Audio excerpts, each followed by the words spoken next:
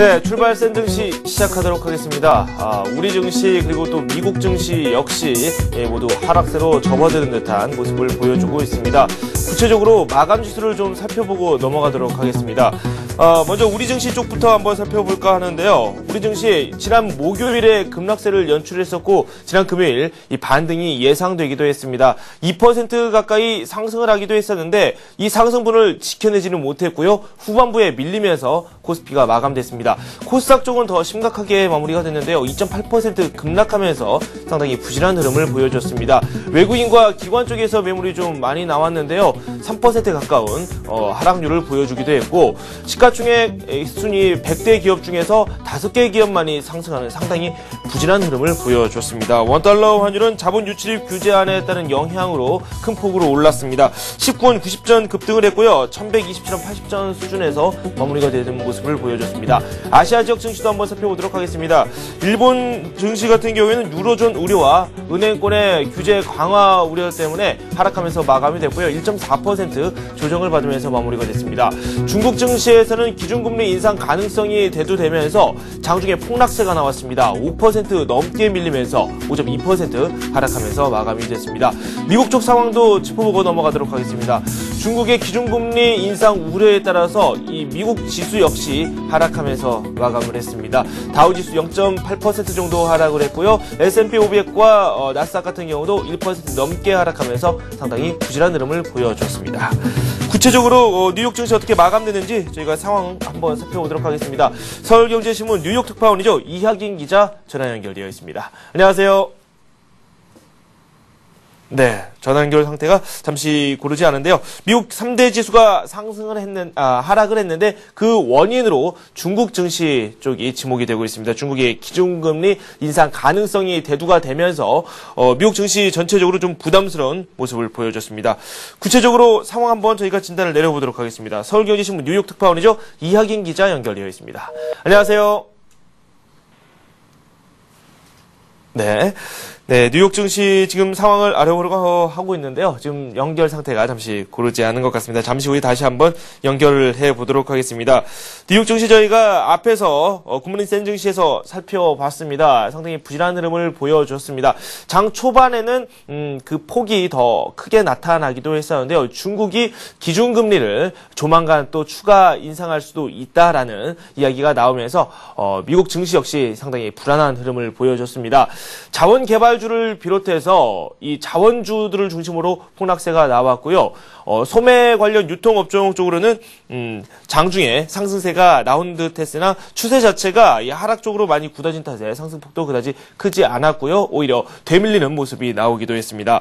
미국 증시 상당히 불안한 흐름이 나왔고 상대적으로 상승세가 높았었던 나스닥 쪽은 1.4% 하락하면서 더욱 불안한 흐름을 보여주기도 했습니다. 구체적으로 시장 살펴보도록 하겠습니다.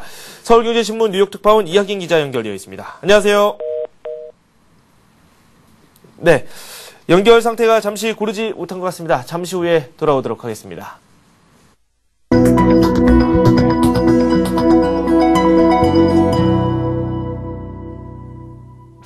네, 오늘의 센 전략 시간입니다. 신한금융투자 영등포 지점의 조재석 부장과 함께합니다. 안녕하세요. 예, 안녕하십니까. 네, 먼저 이번 주 전망을 하기 이전에 지난 금요일 상황부터 정리를 좀 해봐야 될 것 같습니다. 목요일에 상당히 많이 갑자기 하락을 하지 않았습니까? 예. 금요일에 반등이 좀 예상이 됐었고 반등이 장 초반에는 있었는데 후반부 들어서 이게 점차 줄어들더니 결국에는 또 하락하면서 마감이 됐거든요. 예. 상황 어떻게 봐야 될까요?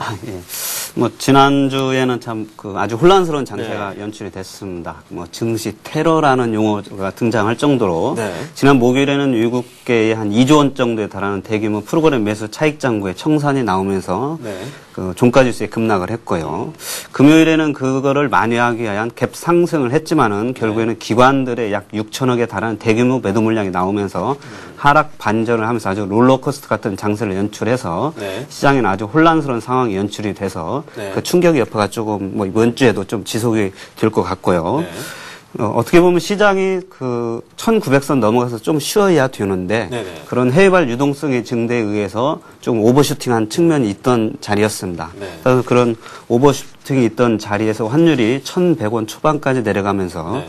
그 외국인들의 약간 차익 실현성 매물이 일거에 이렇게 나온 데 따른 그런 후폭풍이 이번 주도 좀 있고 네. 또 역시 그 외국인들의 그런 시장에서 장악력을 한번 또 확인할 수 있었던 한 주간이었던 걸로 이렇게 확인할 수 있겠습니다. 네.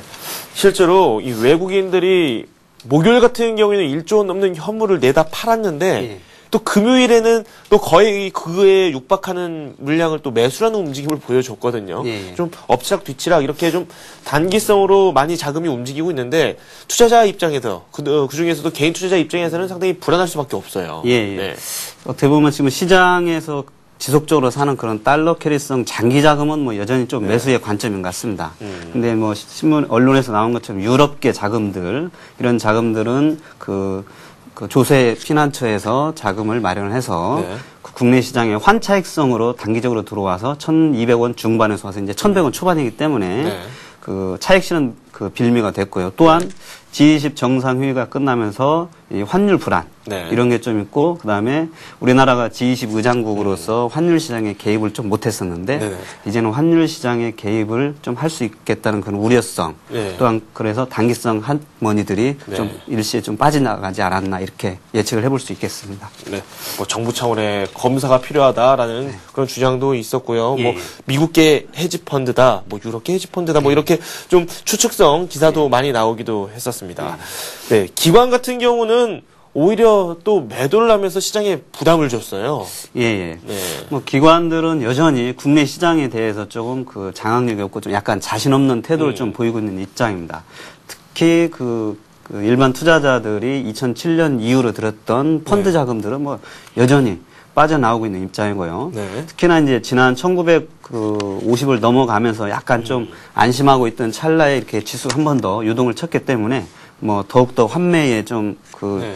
욕구를 조금 뭐 그 자극할 가능성이 있기 때문에 네. 기관들은 뭐 여전히 그 매도는 좀 더 지속이 되리라 보여지고 있습니다. 네. 또 금요일장에서 깜짝 놀랐던 게요. 이 코스닥 종에서 예. 급락세가 나왔습니다. 아, 예. 뭐 하루 차이로 이렇게 코스피와 코스닥 이렇게 급락하는 모습을 보여줬는데 뭐 특별한 이유라도 있을까요? 일단 그 코스닥 시장은 이제 상대적으로 코스피 시장에 비해서 조금 안정성이 좀 떨어진다고 투자자들이 인식을 하고 있습니다. 근데 네. 시장이 조금 그 안정세를 보일 때는 코스닥의 개별 종목들의 실적이라든지 이런 게 이제 시장에서 이렇게 반영이 되지만은 네. 시장이 지금처럼 불안정할 때는 상대적으로 위험 자산으로 인식을 많이 하고 있습니다. 네. 따라서 아무래도 그 큰 돈을 운영하는 그런 기관 투자가들이라든지 큰 손들은 아무래도 먼저 비중을 줄이는 그런 우선순위에 좀 적용이 되다 보니까 네네. 이렇게 코스닥 시장이 급락을 좀 보였고요. 네. 따라서 뭐 이번 주도 역시 아무래도 상대적으로 코스닥 시장과 네. 이런 개별 중소형주들이 그런 대형 우량주에 비해서는 상대적으로 좀 여류에 있지 않을까 보여지고 있습니다. 네, 알겠습니다. 코스피, 코스닥 이렇게 큰 그림 속에서 저희가 이야기를 나눠봤는데요. 구체적으로 업종 내 뭐 종목 이야기까지는 또 저희가 이번 주 투자 전략을 이야기하면서 차차 설명을 드리도록 하겠습니다. 그렇다면 이번 주에 저희가 중점적으로 살펴봐야 될 부분들이 있다면 어떤 것들이 있을까요?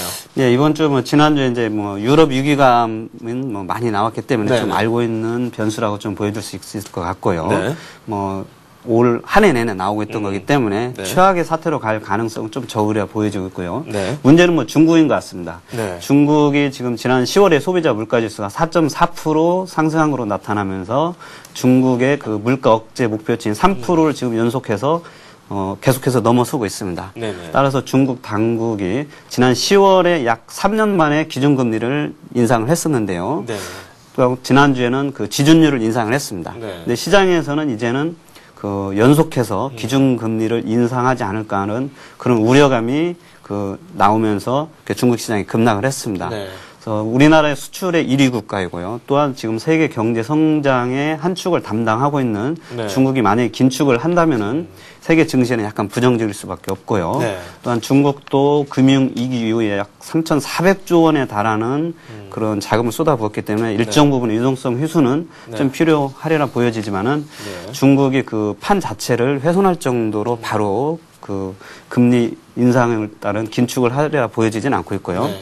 또한 과거에 보면은 2007년도에 중국이 그 5%대에서 네. 그 5% 후반에서요. 7.47%까지 금리를 한 6번 인상을 했었습니다. 네. 근데 그러한 금리 인상이 오히려 증시에서는 일정 부분 그 경기 회복에 대한 확인으로 네. 받아들여지면서 네. 시장이 좀 출렁이기는 많이 했었습니다. 그렇지만은 중국 지수와 우리나라 지수가 상승한 사례가 있기 때문에 네.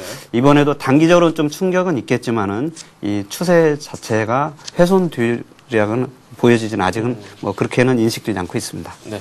중국 증시가 지난 금요일에 상당히 많이 하락했어요. 예. 뭐 우리 증시도 반등이 나오고 있다가 장중에 그 반등폭을 다 내줬던 이유도 중국의 폭락과도 어느 정도 관계가 있을 것 같다는 생각이 드는데 예. 뭐 5% 넘게 급락을 했었거든요. 예. 뭐 이런 부분에 있어서 이번 주까지 여파가 좀 있을 수도 있을 것 같다는 생각이 들어요. 예, 맞습니다. 네. 뭐 그 국내 증시에는 아무래도 그 미국 지수하고 중국 지수가 큰 영향을 미치는데 아무래도 5%대의 하락은 그 투자자들한테 대한 심리 위축을 네네. 좀 불러일으킬 수 있기 때문에 국내 증시가 미리 선 반영을 하지만은 아무래도 일정 부분의 충격은 좀 불가피하려 보여지고 있고요. 네. 뭐 제가 차트를 한번 잠깐 보여서 말씀을 드리도록 하겠습니다. 네.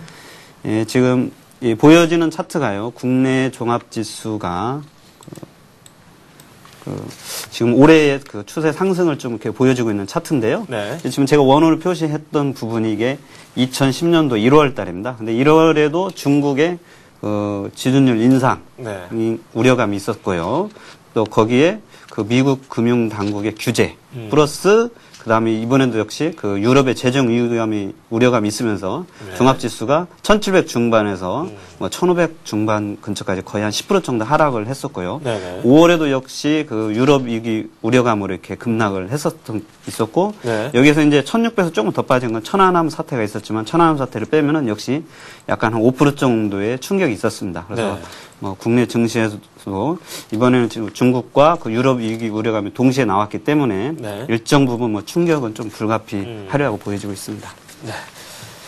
저희가 이 국내에서도 나올 만한 그런 재료들도 함께 살펴보면 더 좋을 것 같습니다. 이번 주에도 국내 시장에서 지켜봐야 될 부분이 상당히 많아요. 기준금리가 과연 인상이 될지 안 될지 그 부분이 가장 키가 되지 않겠습니까? 예, 뭐 그 기준금리를 지금 사실 해외 때문에 많이 네. 인상을 못하고 계속 미뤄져 왔는데요.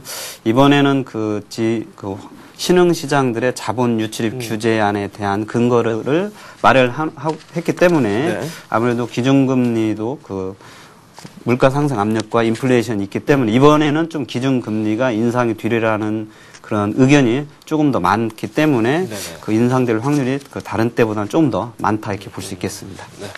우리 증시 그렇다면 이번 주 변동폭 밴드선을 어느 선으로 예상을 할 수 있을까요? 예. 네. 이번 주에는 아무래도 그 아까 말씀드린 것처럼 1900선에서 오버슈팅한 면이 있기 때문에 네네네. 그 1900선 이제 지금 초반에서 그다음에 그 아까 말씀 지수가 그 충격이 있을 때는 보통 한 5에서 10% 정도 하락을 네. 했기 때문에 네. 지금 1970선에서 한 10% 하락이면은 뭐 이제 좀 안 좋게 보는 쪽에서는 지금 한 1800선 초반까지도 예상을 하고 있는데요. 네. 그것보다는 일단 한 60일 이평선과 지난 10월의 저점이 한 1840선이었습니다.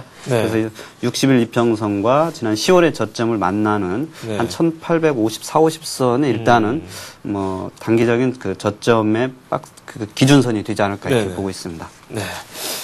그렇군요. 구체적으로 이번 주 투자 저희가 전략을 한번 살펴보도록 하겠습니다. 이 어떤 점에 중점을 둬야 될지는 저희가 말씀을 한번 들어봤는데 구체적으로 저희가 이 업종별로 대응 전략도 한번 세워보는 게 좋겠죠. 예, 뭐 네. 지금 그 업종으로는 그 아직까지 뭐 여전히 그 사실 이 시장의 그 체계적 위험 때는 사실 피해갈 수가 없습니다. 네. 다 뭐 하락을 하기 마련인데 그래도 우선 순위를 둬야 된다면은 지난주에도 보면은 지수가 급락을 할 때 상대적으로 지수 대비 강세를 보인 업종이 그 자동차하고 그다음에 화학, 조선 업종이었습니다. 따라서 여전히 이번 주에도 자동차, 화학, 조선을 우선 순위에 좀 둬야 될 것 같고요. 네. 그다음에 그 내년도에 사실은 그 턴어라운드의 개념을 좀 보였던 은행주들은 여전히 유럽발 위기가 아직까지 있기 때문에 네. 그 바닥권에서의 그냥 단기적인 저가 매수 관점인 것 같고요. 네. 여전히 IT 건설, 뭐 역시 은행 이런 쪽들은 순환매를 겨냥한 트레이딩 개념이고 뭐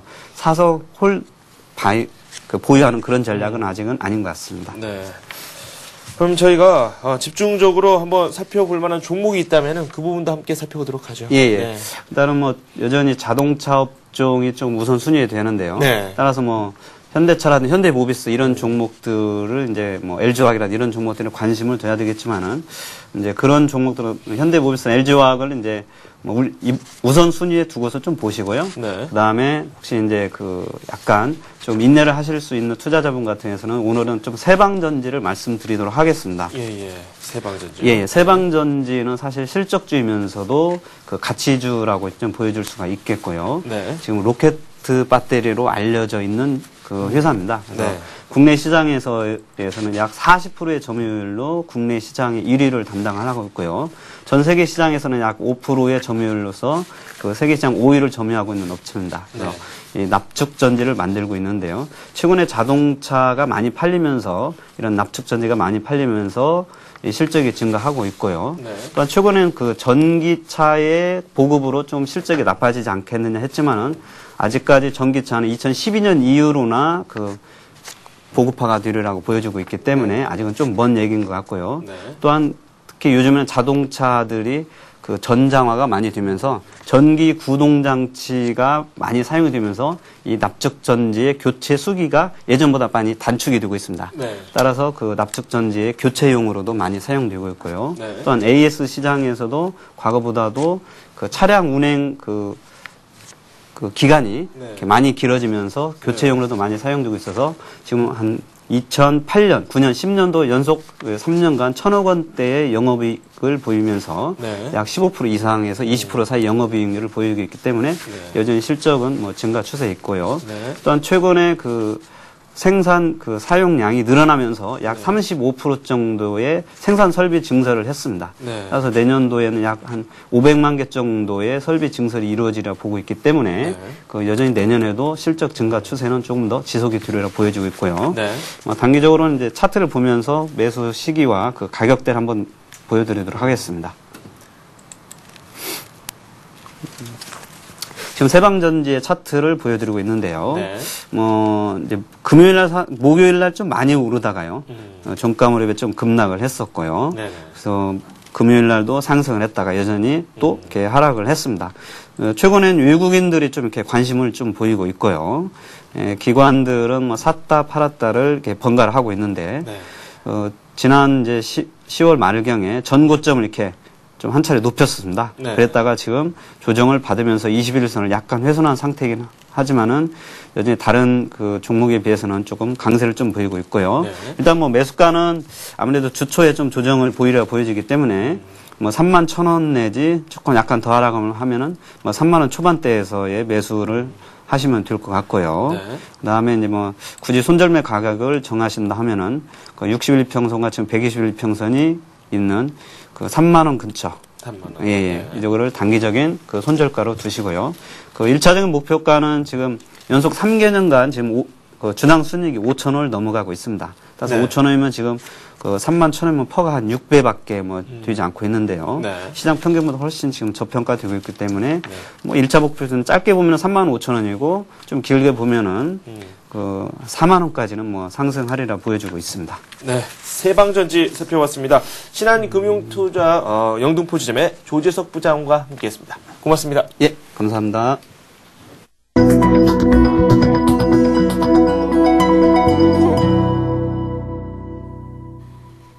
네, 지난 금요일 뉴욕 증시 상황을 한번 살펴봐야 되는데 연결이 좀 고르지 않았습니다. 다시 한번 연결을 해보도록 하겠습니다. 서울경제신문 뉴욕 특파원 이하긴 기자 연결합니다. 안녕하세요. 네, 안녕하십니까. 네, 지난 금요일 뉴욕 증시 좀 부진한 흐름이 나왔습니다. 마감 시황 전해주시죠. 네, 지난주 마지막 거래일이었던 12일 뉴욕 주식시장은 중국의 긴축 정책에 대한 우려로 비교적 큰 폭의 하락세를 기록했습니다.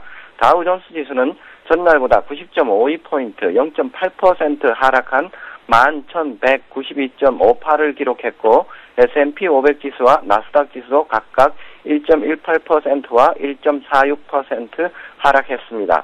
지난 10월 중국의 소비자 물가 상승률이 시장의 예상치인 4.0%를 크게 뛰어넘는 4.4%를 기록함에 따라 중국 당국이 기준금리 인상을 포함한 긴축 정책에 나설 것이라는 우려가 투자자 심리를 얼어붙게 했습니다. 다시 불거진 아일랜드 등 일부 유럽 국가의 재정 위기 문제도 부담화로 작용했습니다. 지난주 전체로는 다우와 S&P 500 지수가 각각 2.2% 하락했고 시스코의 실적 충격까지 더해진 나스닥 지수는 2.4%나 하락했습니다.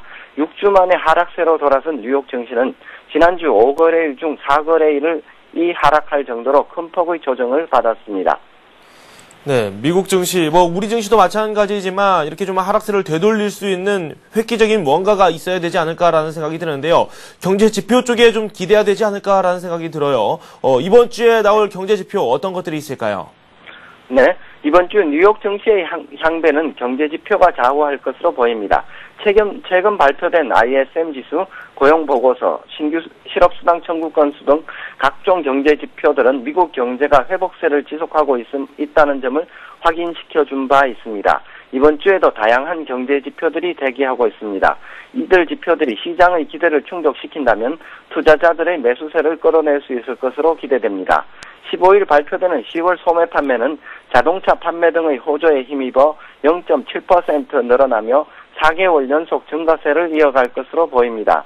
또 16일 공개되는 10월 산업 생산은 0.3% 증가하며 증가세로 반전했을 것으로 보입니다. 또 16일과 17일 공개되는 생산자 물가지수와 소비자 물가지수는 각각 전월비 0.8%와 0.4% 상승했을 것으로 예상됩니다. 이 밖에 뉴욕의 제조업 현황을 알 수 있는 엠파이어 제조업 지수, 기업 재고, 주택 착공 실적, 신규 실업수당 청구 건수 등 다양한 지표들이 발표를 기다리고 있습니다. 네, 기업들의 실적 발표도 이제 마무리 국면입니다. 대다수의 기업들이 실적을 발표를 이미 했고요. 이번 주 같은 경우에는 소비와 관련된 그런 기업들의 실적 발표가 이어진다고 하는데요. 구체적인 내용 살펴보도록 하죠. 네네. 지난주까지 S&P 500 기업 가운데 458개사가 3분기 실적 발표를 마무리했습니다. 이번 주에는 S&P 500 기업에 포함되는 23개 기업이 실적을 공개합니다. 특히 소매 유통업체들의 실적 발표가 대거 몰려있어 눈길을 끌고 있습니다. 다음 주말 개막되는 연중 최대의 쇼핑 시즌을 앞두고 소비 심리를 미리 가늠해 볼 수 있는 지표가 될 것입니다. 15일에는 노드스트롬, 로스, 어반 아웃피터스, 16일에는 홈디포, 월마트, 에버크롬비&피치가 실적을 공개합니다. 이어 타겟, 리미티드 브랜드, 갭, 스테이플즈, 시어스 등도 주중 분기 실적을 발표합니다. 네, 상품 시장에 대한 이야기도 나눠보도록 하겠습니다. 국제유가, 금가 큰 폭으로 하락했는데요. 구체적인 내용 전해주시죠. 네, 중국이 인플레이션을 잡기 위해 조만간 금리를 올릴 것이라는 전망은 상품 시장에도 큰 충격을 줬습니다. 지난 10일 뉴욕 상업거래소에서 12월 인도분 서부 텍사스 원유 가격은 전날보다 2.93달러, 3.3%나 하락한 배럴당 84.88달러를 기록했습니다. 금값 역시 큰 폭으로 떨어졌습니다. 12월 인도분 금값은 전날보다 37.80달러, 2.7% 떨어진 온스당 1365.50달러로 마감했습니다. 하루 낙폭으로는 지난 7월 초 이후 가장 컸습니다. 은 역시 전날보다 1.46달러, 5.3% 폭락한 온수당 25.94달러를 기록했습니다. 네, 지금까지 서울경제신문 뉴욕 특파원 이학인 기자와 함께했습니다. 두 말씀 고맙습니다. 네.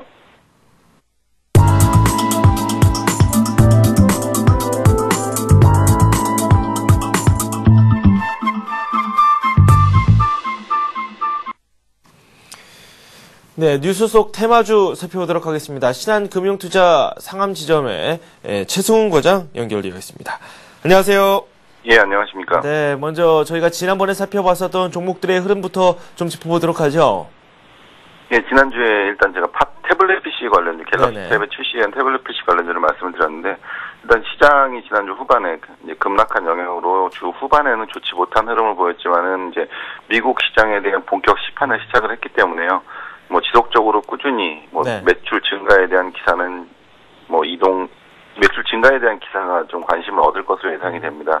따라서 추가적인 상승이 가능해 보이지만은 이제 말씀드린 종목이 파트론과 컴투스였는데, 컴투스 같은 경우는 지금 수익성 기반이라든가 안드로이드 쪽에서 이제 계속적으로 이제 무료 쪽으로 이제 불법적인 다운로드 얘기가 나오면서 게임주는 좀 흐름이 좋지는 않습니다. 그래서 지금 같은 경우는 하드웨어 쪽 부품 관련 업체인 파트론에도 좀 관심을 가지시고, 컴투스는 좀 관심권에서는 좀 멀어진 것으로 좀 판단이 됩니다. 네. 파트론에 대해서는 조금 더 관심을 가지고 가보자라는 말씀을 해주셨습니다. 그렇다면 오늘 소개해 주실 뉴스 어떤 내용입니까? 예, 오늘은 조선주에 대한 뉴스를 좀 말씀을 드리겠는데요. 뭐 세계 최강인 국내 조선업계가 이제 최근 들어서 수주에 대해서 이제 상당 부분 다시 이제 회복을 하는 모습을 보이고 있는데요. 현재 현대중공업이나 뭐 삼성중공업 같은 경우는 이제 컨테이너선이나 드릴십 쪽에서 고수익 선박 부분에서 다시 한번 수주를 내고 있고, 뭐 또한 뭐 해양 설비 쪽에서 꾸준한 실적이 나온다는 기사가 이제 지난주에 좀 많이 나왔습니다. 그런 부분에서 좀 관심을 가질 필요가 있을 것 같고요. 관련 종목으로는 뭐 조선업체인 현대중공업, 대우조선해양, 삼성중공업, 한진중공업에 대한 관심이 필요해 보입니다. 네. 뭐 현대중공업을 비롯해서 많은 조선사들이 있는데요. 그중에서 저희가 구체적으로 종목별로 한번 상황을 짚어보도록 하죠. 어떤 종목부터 짚어볼까요? 예, 일단 현대중공업을 뭐 말씀을 드리겠는데요. 아무래도 네. 국내 조선 대표주로서 일단 4분기에 해양 부분에 있어서 또 추가적인 5에서 6개 정도의 그 수주를 협상을 하고 있고요. 이번 4분기 곧 뭐 남지 않았습니다. 11월, 12월 이틀 양 2달간에 추가적인 수주가 지속적으로 좀 나올 것 같습니다. 또 그리고 회사 전체적으로 봤을 때도 올해 9월에 이미 총 수주 목표인 42억 불의 62%를 달성한 상황이라 올해 연말까지 수주의 100%를 좀 달성을 할 것으로 예상이 되고, 뭐 내년에도 대형 컨테이너 부분에서 좀 강한 모습을 보일 것으로 예상이 되고요. 뭐 조선 3사 중에서는 뭐 가장 높은 수주세를 좀 회복을 할 것으로 예상이 됩니다. 또한 그리고 현대중공업 같은 경우는 조선 부분 말고도 전기, 전자나 산업 플랜트, 건설 장비 부분이 있어서 지금 지속적으로 호조세를 보이고 있기 때문에 실적 부분은 내년에도 좀 모멘텀을 가질 수 있을 것으로 예상이 됩니다. 따라서 금일 같은 경우 이제 저는 미국 시장 하락으로 인해서 좀 소폭 하락 출발도 예상을 할 수 있는데요. 일단 매수가는 전일 보합가인 39만 1,000원 정도의 매수가를 뭐 잡으시고 목표가는 한 45만 원 정도까지 예상을 할 수 있을 것 같습니다. 목표가를 45만 원 선으로 말씀을 해주셨는데, 저항선이 있다면 어느 선으로 한번 저희가 지목해 볼 수 있을까요? 일단 저항선 같은 경우는 심리적으로 지금 최근 들어서 일단 40만 원대가 심리적인 좀 저항대가 될 수 있을 것으로 예상이 되는데요. 뭐 이런 부분은 이런 수주세라든가 아니면 외국인과 기관의 수급적인 측면에 있어서 좀 강하게 돌파를 할 수 있을 것으로 예상이 되고, 뭐 40만 원대만 안착을 한다고 하면 그 이상의 올라가는 가격 부분은 45만 원까지는 충분히 가능할 것으로 예상이 됩니다. 수급 자체도 좀 나쁘지 않은데요. 수급적인 특징적인 부분이 있다면 좀 소개 좀 해주십시오. 예, 일단 뭐 현대중공업 같은 경우는 뭐 아까도 말씀드렸다시피 조선 부분이 다소 미약한 부분이 있을 수 있더라도 조선 이외의 부분에 있어서 좀 많이 그 분화가 돼 있는 그 회사로 좀 볼 수 있기 때문에 외국인과 기관 같은 경우는 뭐 단기적으로는 매매가 좀 나올 수 있더라도 외국인과 기관의 수급적인 측면은 지속적으로 유입이 될 것으로 좀 생각을 하고 있습니다. 네, 현대중공업 저희가 살펴봤었는데 이 다음 종목은 어떤 종목입니까? 예, 다음 종목은 또 삼성중공업을 좀 말씀을 드리겠는데요. 네. 최근에 고수익 선박인 드릴십에 대한 수주가 좀 활발하게 좀 일어나고 있습니다. 이 부분도 조선업종 자체가 이제 수주 상업이라고 말을 많이 하고 있는데 올해 같은 부분도 수주 목표를 이미 좀 달성을 한 상황이고 더불어서 뭐 올해 같은 경우 해양 부분이라든가 드릴십 같은 고수익성 부분에 있어서 실적 부분이 많이 개선이 될 것으로 예상이 됩니다. 또한 삼성중공업 같은 경우는 조선주 중에서 가장 좀 못 오른 편에 좀 속하고 있고요. 또한 밸류에이션 매력도 조선 업종 중에서는 좀 보유하고 있기 때문에 삼성중공업은 그런 측면에서 다른 종목과의 키 맞추기 차원에서라도 뭐 추가 상승 여력은 좀 있어 보입니다. 그리고 삼성중공업 같은 경우는 최근에 수급적인 측면을 봐서도 외국인 지속적으로 대량 매수를 좀 이어오고 있기 때문에 뭐 수급적인 측면에서도 안정적이라고 좀 판단이 되고 매수가는 역시 오늘 34,300원 전 종가 부분에서는 좀 매수를 하셔도 무리가 없을 것 같고 목표가는 39,000원까지 좀 생각하셔도 될 것 같습니다. 네, 목표가와 매수가에 대한 말씀을 해주셨고요. 수급 내용 마찬가지로 좀 살펴보고 있는데요. 삼성중공업 지난 금요일에 외국인들이 상당히 많이 매수를 했거든요. 오히려 현대중공업보다는 수급적인 측면에서는 더 양호한 것 같아요. 예, 수급적인 측면에서만 뭐 따지고 보면은 삼성중공업은 외국인 매수가 이미 한 1, 2주 이상 좀 지속적으로 꾸준히 많이 유입이 되고 있거든요. 또 아까도 말씀드렸다시피 삼성중공업 같은 경우 뭐 수익성도 이미 확보가 된 상태에서 다른 조선업체에 비해서 좀 주가 상승률이 아직은 좀 가장 낮은 편입니다. 따라서 그런 부분에 있어서도 좀 밸류에이션 매력도 다른 업체에 비해서 좀 보유하고 있다고 보셔도 될 것 같고 네. 그런 측면에서 외국인 매수가 최근에 좀 강하게 유입이 되는 걸로 판단을 하고 있습니다. 따라서 주가가 하락하더라도 외국인 매수가 꾸준히 유입된다는 주가의 하방 경직성도 좀 유지가 될 것으로 예상이 돼서 네. 삼성중공업에 대한 접근은 지금 현재 시점에서도 좀 유효한 것으로 생각이 됩니다. 네, 두 종목 모두 차트가 우상향 방향을 취하고 있고 수급도 양호한 모습을 보여주고 있습니다. 삼성중공업 쪽이 조금은 더 가벼운 움직임을 보여주고 있는데요. 두 종목 중에서 한 종목으로 관심을 압축을 하자면 어떤 종목 쪽으로 점수를 주시겠습니까? 예, 뭐 방금 말씀하셨다시피 삼성중공업 쪽이 최근 들어서는 주가의 흐름이 좀 더 가벼운 흐름을 보이고 있고 더군다나 외국인의 수급이 좀 강하게 뒷받침되고 있기 때문에 뭐 두 종목에서 굳이 관심을 좀 갖자면 지금 지수 부담이나 이런 부분을 감안을 했을 때 삼성중공업 쪽으로 좀 접근을 해보시는 것이 네네. 제가 보기에는 좀 더 좋은 수익을 올릴 수 있는 방법이지 않을까 생각하고 있습니다. 네, 삼성중공업 쪽에 더 큰 점수를 주셨습니다. 목표 가격 다시 한번 살펴보도록 하겠습니다. 현대중공업은 45만 원 선, 그리고 삼성중공업은 39,000원 선을 각각 제시를 해 주셨습니다. 지금까지 두 종목 살펴봤고요. 신한금융투자의 최승훈 과장과 함께했습니다. 고맙습니다. 예, 감사합니다.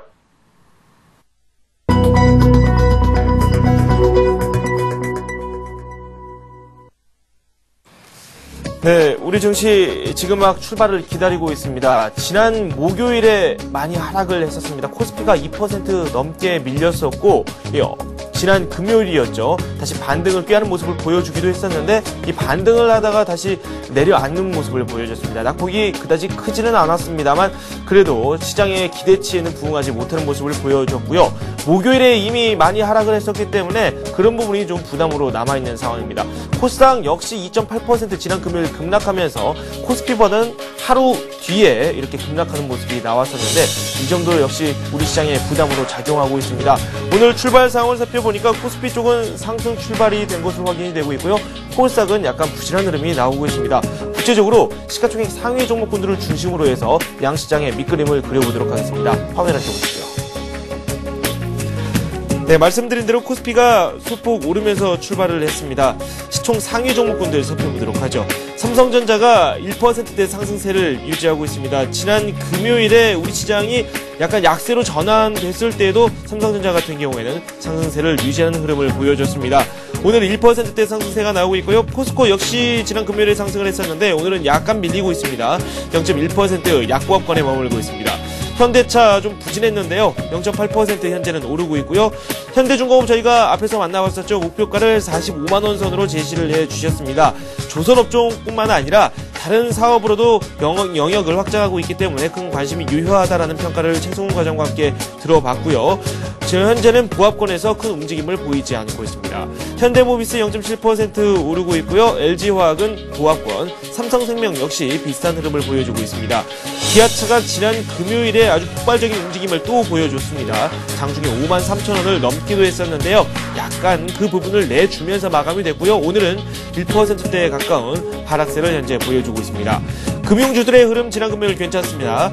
신한지주와 KB금융 같은 경우는 현재는 0.3%, 0.4% 각각 오르고 있습니다. 한국전력도 강보합권에 머물고 있고요. SK에너지는 큰 움직임을 보이지 않고 있습니다.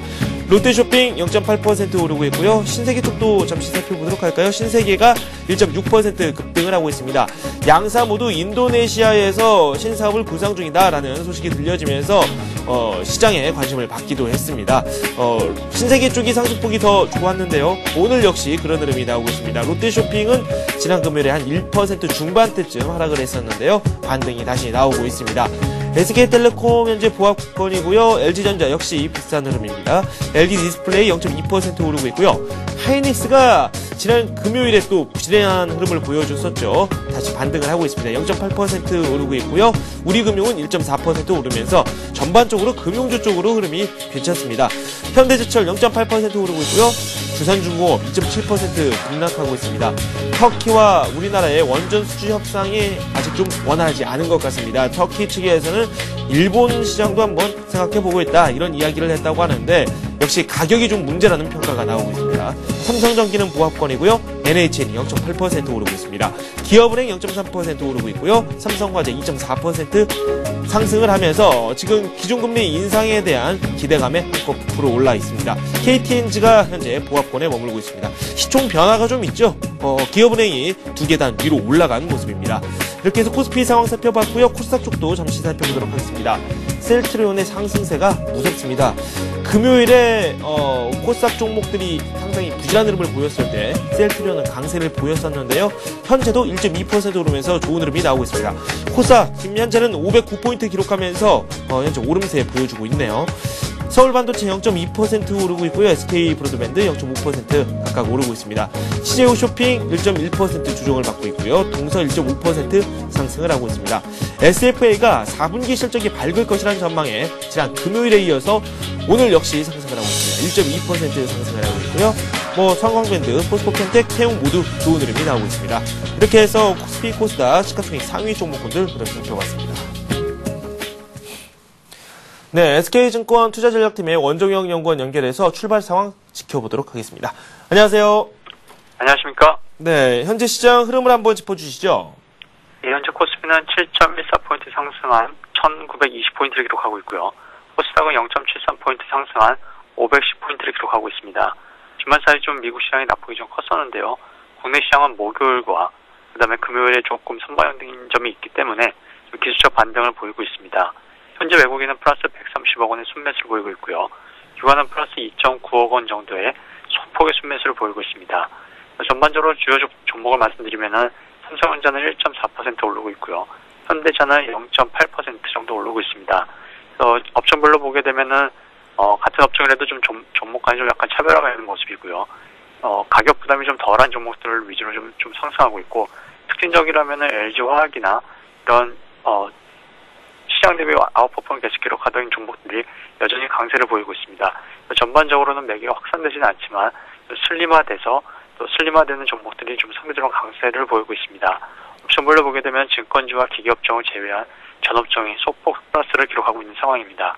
네, 시장 흐름 자체를 긍정적으로 판단 내리기에는 약간은 무리가 있는 것 같습니다. 분위기 자체가 좀 많이 냉각이 되어 있는데요. 투자 전략, 오늘 장은 어떻게 세우는 게 좋을까요? 예, 한국 시장의 등락은 옵션 만기일 등의 단기 이벤트 관점보다는요, 최근 일어나고 있는 글로벌 자산 시장의 변화와 같이 생각해 볼 필요가 있습니다. 일단 채권 수익률이 상승하면서 채권 가격이 떨어지고 있고요. 글로벌 증시도 속도 조절 모습이 뚜렷한 상황입니다. 또 자산 시장 중에서 가장 강했던 원자재의 가격도 좀 최근 불안한 모습을 보이고 있습니다. 지난 9월과 10월 미국의 양적 완화 기대감을 반영하면서 모든 투자 자산이 올랐던 것에 비해서 이제는 모든 자산들이 이제 속도 조절을 보이는 모습인데요. 이러한 현상은 최근 나온 지표나 이벤트들이 크게 실망한 것은 없었다는 점에서 봤을 때 펀더멘탈이 기스가 나거나 신용병색이 강화된 것을 보이진 않고요. 단순한 기술적인 가격 부담을 해소하는 과정이라고 이해하는 것이 맞다라고 생각됩니다. 때문에 시장에 접근하는 첫 번째 포인트도 가격 부담 해소가 될 것으로 보이고요. 가격 부담을 해소하는 가격 조정이나 기간 조정을 통해서 이러한 부담을 해소하는 과정이 좀 진행되고, 그 다음에 대응에도 좀 늦지 않을 것으로 보입니다. 네, SK증권 투자전략팀의 원종영 연구원과 함께했습니다. 고맙습니다. 네, 감사합니다. 네, 바로 이어서 이 외환시장 그리고 채권시장 상황 살펴보도록 하겠습니다. 삼성선물 리서치팀의 배신영 연구원 연결되어 있습니다. 안녕하세요. 예, 안녕하십니까. 네, 외환시장 출발 상황 전해주시죠. 예, 밤사이 아일랜드 재정 우려가 완화되면서 미 달러가 주요 통화에 대해서 하락하였고, 여기에 환율도 3원의 최종 호가가 형성되는 등, 이에 따라서 30원에 상승 개장한 환율은 현재는 20원대 중반으로 좀 내려선 모습입니다. 네, 지난 금요일 외환시장이 출렁이었습니다. 큰 폭으로 오름세를 보였는데요. 지난 금요일장 정리를부터 해볼까요? 예, 먼저 지난주 금요일에는 미 달러 강세에 1112원에 상승 개장한 환율은 OCI 블록딜 관련 매수와 또 주식 역송금 수요, 자본 통제, 중국 긴축 우려 등 연속된 악재 등으로 1128.6원으로 고점을 높이고 19.9원 상승하면서 마감을 하였습니다. G20 정상회의까지 주요 이벤트들을 확인한 금융시장은 모멘텀을 제공할 이슈들을 찾고 있습니다. 중국의 긴축 가능성이 당분간은 시장의 주목을 받을 듯 보입니다. 중국의 10월 CPI가 4.4%로 급등을 하였고 10월 신규 대출도 예상치를 상회를 하였습니다. 중국은 3년 만에 기준금리를 0.25%를 인상을 했으며 올 들어서만 4번의 지준율 인상을 단행을 하였습니다. 중국의 긴축, 특히 금리 인상은 조심스럽게 진행되겠지만은 소비자 물가 추이에 따라서 시장 기대보다 강도 높은 긴축 가능성이 좀 있어 보여서 이는 좀 증시 랠리와 약달러의 제동을 걸 수 있어 보입니다. 유로존 재정과 중국의 긴축 우려가 약달러 흐름에 제동을 걸고 있는 가운데 내적으로는 G20 정상회의가 마무리되면서 자본 통제의 구체화가 좀 주목이 되고 있습니다. 이번 주나 다음 주 네, 연결 상태가 오늘 약간 고르지 않은 것 같습니다. 지금까지 저희가 외환시장 이야기를 나누다가 약간 연결이 끊어졌는데요. 네, 외환시장 말씀을 들어봤습니다.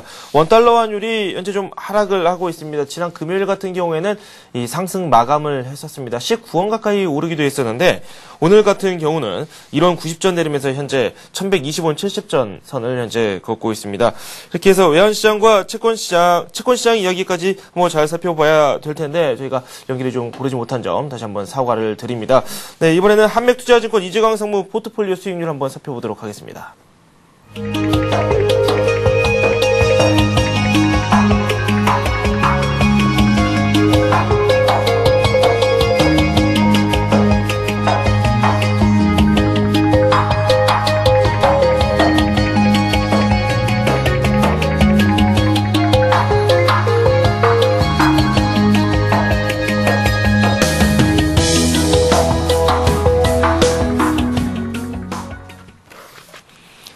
네, KTB 투자증권 박석현 연구원 전화 연결되어 있습니다. 안녕하세요. 예, 안녕하십니까. 네, 현재 우리 시장이 뭐 잠시 상승 쪽으로 움직이나 싶었는데 다시 하락 전환했습니다. 점차 낙폭을 확대하고 있는데 아직까지는 크게 우려할 만한 상황은 아닌 것 같아요. 외국인과 개인이 시장을 주도하고 있는데요. 현 시장 어떻게 보고 계세요? 예, 일단 지난 주말에 미국 증시가 좀 약세를 보였던 관계로 투자 심리가 좀 위축된 부분이 좀 있고요. 그리고 중국 금리 인상 설이 계속 나오고 있기 때문에 네. 여기에 대한 경계 심리도 지속이 되고 있는 것 같습니다. 그리고 지난주에 있었던 그 옵션 만기일 이후 투자 심리 쪽 측면에서 부정적인 영향 부분, 그리고 수급적인 측면에서 국내 기관의 매도 부분이 시장에 다소 좀 부담 요인으로 작용을 하고 있는 게 아닌가 볼 수 있을 것 같습니다. 현재 외국인들은 그 유가증권 시장에서 100억 원 정도의 순매수를 기록을 하고 있는데요. 장 초반에 동시호가 때 100억 원 이상, 한 130억 이상 순매수를 기록한 것에 비해서는 소폭 순매수 규모는 둔화된 양상이고요. 국내 기관 같은 경우는 지금 한 140억 원 정도 순매도를 기록을 하고 있는데 조금씩 투신권을 중심으로 순매도가 조금씩 늘어나는 흐름을 보여주고 있습니다. 이에 따라서 장 초반에 강세 출발했던 코스피는 지금 현재 마이너스 한 4포인트 정도를 기록을 하고 있는 양상이고요. 네. 아직까지는 시장 흐름이 안정적인 흐름을 보이지는 못하고 있는 상황이다라고 볼 수 있을 것 같습니다.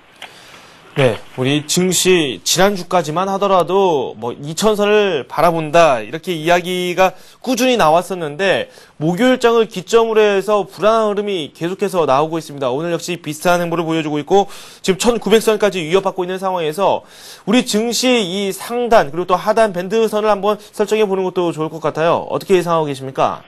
예, 시장 흐름 자체는 상승 기조 자체가 문제가 되고 있다라고는 보지는 않고 있고요. 네. 그런 부분보다는 그동안의 주가가 많이 올랐고 따라서 가격 조정에 대한 단기적인 가격 조정에 대한 우려감이 팽배해 있었기 때문에 그런 부분들이 다소 그 차익 실현 매물 쪽을 좀 증가시키는 요인으로 작용을 하고 있다라고 보고 있고요. 다만 그 수급적인 측면에서 국내 기관 매도가 지난주에 상당히 좀 많았기 때문에 이런 부분들이 일단은 진정이 될 필요성은 있다라고 볼 수 있을 것 같고요. 오늘 오전 현재 국내 기관 매도가 조금 더 나오고 있기 때문에 네. 일단 기관 매도가 진정이 될 수 있는지를 확인하는 좀 전략이 필요하지 않을까 보고 있고요. 오늘 같은 경우는 종가 기준으로 네. 지금 현재 9월 이후 상승 추세의 어떤 지선이라고 볼 수 있는 1907포인트에서 1912포인트 이 정도 수준이 유지될 수 있을지에 좀 초점을 맞춰볼 필요성이 있다고 보고 있습니다. 네, 증시가 약간 불안하게 전개가 되면서 이 증권주들의 움직임이 심상치 않습니다. 지수 고점을 향해서 계속해서 갈 때에는 큰 관심을 받았었는데 막상 추세가 약간 꺾인 듯한 흐름을 보여주고 있습니다. 추세를 꺾였다고 단정을 하기에는 좀 이른 시간인 건 분명하지만 그래도 증권업종 상당히 불안한 흐름을 보여주고 있다는 점을 저희가 살펴볼 수가 있는데요. 증권업종 투자 전략은 어떻게 세우는 게 좋을까요? 증권업종 같은 경우는 그 시장 움직임이랑 거의 동일하게 움직이는 업종이기 때문에 네. 크게 증권업종 자체에 대해서 고민할 필요성은 크지 않다라고 보고 있고요. 시장 흐름 자체에 대해서 추세적인 기조 자체가 유지되고 있다라고 판단이 되고 있기 때문에 증권주 역시 단계적인 조정 이후에 시장 흐름이랑 연동돼서 상승 쪽으로 움직일 가능성이 좀 높지 않을까 볼 수 있을 것 같습니다. 네, 지금 좀 하락하고 있다고 해서 지레 겁먹을 필요는 없다라는 뜻으로 좀 받아들이도록 하겠습니다. 이번 주에 기준금리 인상과 관련된 금통위 회의가 있습니다. 과연 기준금리가 인상될지 안 될지는 한번 그 날이 지나가 봐야 알겠지만, 그를 앞두고 지금 보험주, 금융주 쪽으로 일정 부분 상승세가 현재 나오고 있는데요. 이 부분 한번 짚어주시죠. 예, 16일이죠. 16일날 예정되어 있는, 이번 달 금통위에서, 시장 전망은 지금 25bp 정도 기준금리, 꿀금리가 인상될 것으로 예상이 되고 있고요. 상당 부분은 그 인상으로 결정될 가능성은 높다라고 볼 수 있을 것 같습니다. 아시아권 국가들이 대부분 지금 최근에 물가 부담이나 아니면은 경기 호조 이런 부분을 반영을 하면서 금리를 인상하는 분위기고요. 한국은행도 최근 한 하반기 이후에 금리 인상 가능성에 대해서 계속 예상돼 왔던 흐름 속에서 동결을 계속 유지해 오고 있었는데요. 이번 같은 경우는 상승으로 인상으로 결정될 가능성이 좀 높지 않을까 예상을 할 수 있을 것 같고요. 이런 부분들은 아무래도 시장 내부적으로는 그 기준금리 인상하고 밀접한 관계를 갖고 있는 은행주들 그리고 보험주에 대한 관심으로 좀 나타나고 있고요. 오늘 시장 흐름도 이런 부분들을 반영을 하고 있지 않나 예상을 할 수 있을 것 같습니다. 실질적으로 금리가 오를 경우에는 은행주들의 순이자 마진은 분명히 개선되는 부분으로 나타나기 때문에 이익 증가하고 연동이 될 수 있을 것 같고요. 또 은행주들의 지금 시장 밸류에이션 수준 자체가 상당 부분 전체 시장 대비해서 저평가 국면으로를 적용을 받고 있기 때문에 이 부분 해소 과정도 기대해 볼 수 있는 요인이라서 은행주에 대한 관심은 유효하다라고 볼 수 있을 것 같고요. 보험주 역시 금리 인상에 따른 수혜주로 일단 분류가 되고 있기 때문에 긍정적인 관점을 가질 수 있다라고 볼 수 있을 것 같고요.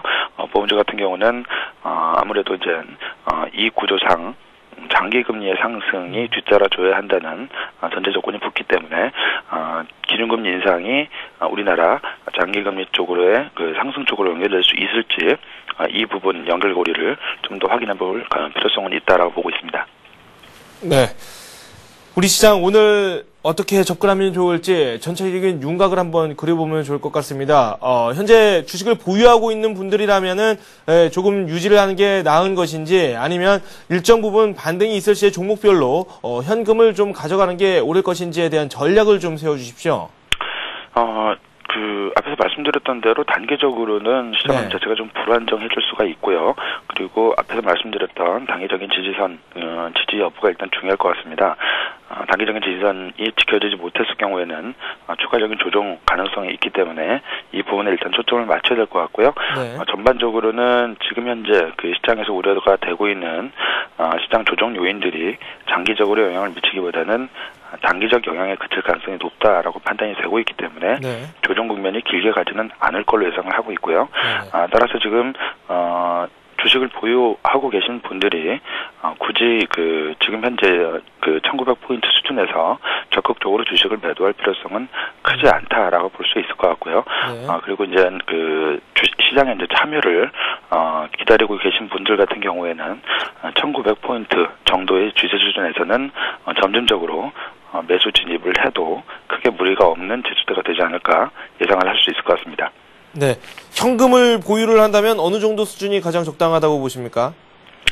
글쎄요, 개인 투자 성향에 따라서 네. 현금 보유 비중 같은 경우는 전부 다 다르기 때문에 적정 보유 비중 같은 걸 말씀드리기는 조금 어렵지 않을까 예상을 하고 있고요. 네. 지금 흐름 자체는 분명히 상승 추세에 있고 강세장 성격을 지속하고 있기 때문에 지나치게 높은 현금 비중은 기회비용 측면에서는 그리 적절한 선택 대안은 되지 않을 걸로 생각을 하고 있습니다.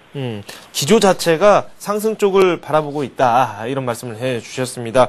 네, 이렇게 해서 KTB 투자증권 박석현 연구원과 함께 현재 우리 시장에 대한 이야기도 나눠봤고요. 투자 전략에 대한 말씀도 함께 들어봤습니다. 도 말씀 고맙습니다. 예, 감사합니다. 네.